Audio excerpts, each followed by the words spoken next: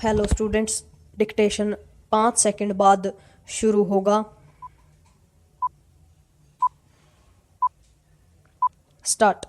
Digital arrest का भय दिखाकर लोगों के साथ ठगी करने के मामले जिस तरह थमने का नाम नहीं ले रहे हैं, उससे यही स्पष्ट होता है कि पिछले दिनों प्रधानमंत्री की ओर से लोगों को साइबर ठगों के इस हथकंडे के प्रति चेताने और संबंधित एजेंसियों की ओर से सक्रियता दिखाए जाने की सूचनाएं आने के बाद भी नतीजा ढाक के 3 पात वाला है।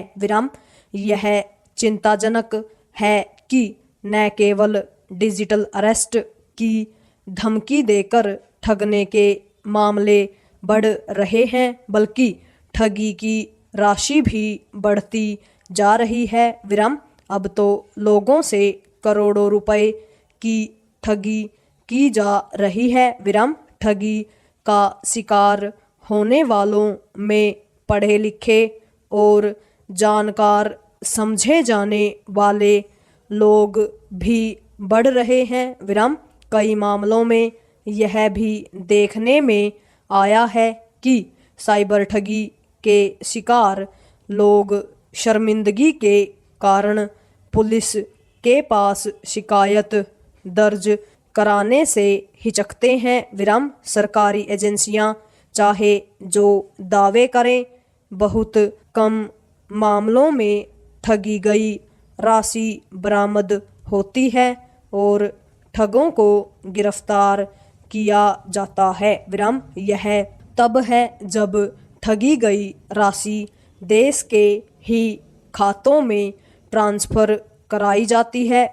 इससे संतुष्ट नहीं हुआ जा सकता कि सरकार की ओर से यह स्पष्ट किया जा चुका है कि सीबीआई, ईडी, आयकर विभाग आदि उसकी किसी भी एजेंसी की ओर से डिजिटल अरेस्ट जैसी कार्रवाई नहीं की जाती।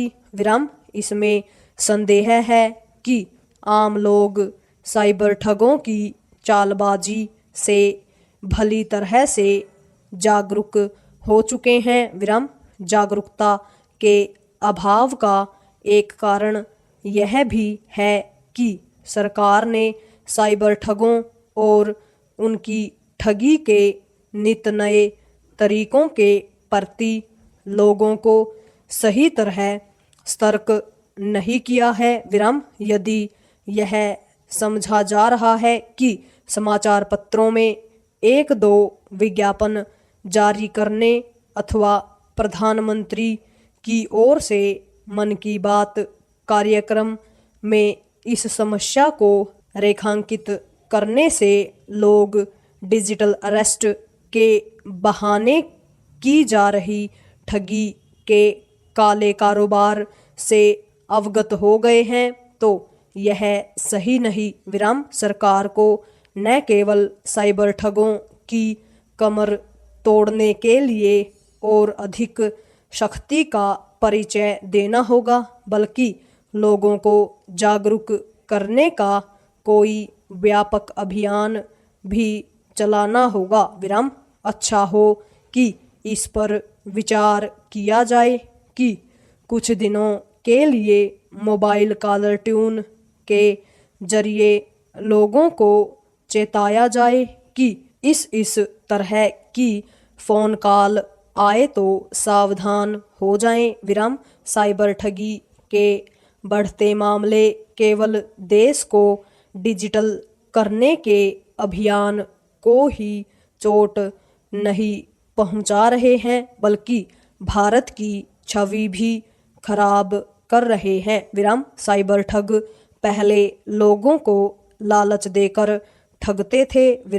अब वे लोगों को धमकाकर अथवा उनका मोबाइल फ़ोन हैक करके यही काम कर रहे हैं। साफ है कि उनका दुस्साहस बढ़ रहा है। उनका बढ़ता दुस्साहस सुरक्षा एजेंसियों की नाकामी का ही परिचायक है। विराम।